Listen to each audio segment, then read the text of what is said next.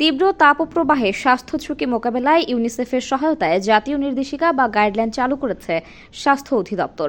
অন্তঃসত্ত্বা নারী, শিশু ও ঝুঁকিপূর্ণ জনগোষ্ঠীকে উচ্চ তাপজনিত স্বাস্থ্য ঝুঁকি থেকে সুরক্ষা দিতে এমন উদ্যোগ নেওয়া হয়েছে।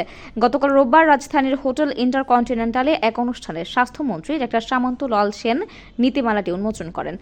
অনুষ্ঠানের গাইডলাইন সম্পর্কে বলা হয়, জলবায়ু পরিবর্তনজনিত প্রভাবে বাংলাদেশের ক্ষতি ক্রমান্বয়ে বাড়তে থাকায় জাতীয় নীতিমালার উদ্যোগ শিশুদের নিরাপদ রাখার ক্ষেত্রে একটি গুরুত্বপূর্ণ পদক্ষেপ।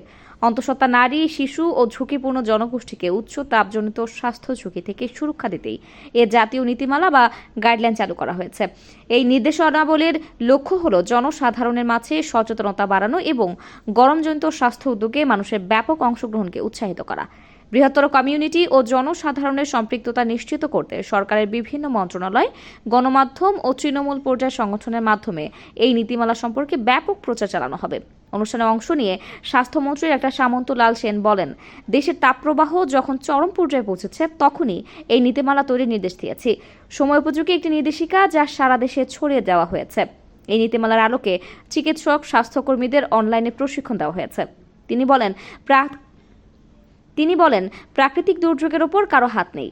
আমাদের মন্ত্রণালয়ের দায়িত্ব আমরা এই গরমের মধ্যে কিভাবে মানুষকে সুস্থ রাখতে পারি। পরিস্থিতি মোকাবেলায় আমরা দ্রুত আলোচনা করে বলেছি, যেসব রোগের সার্জারি বা চিকিৎসা কিছু সময় পরে করা যাবে তাদের ভর্তি না করতে। বিশেষ করে শিশু এবং বৃদ্ধ যারা জটিল রোগে আক্রান্ত তাদের হাসপাতালে ভর্তি করতে হবে।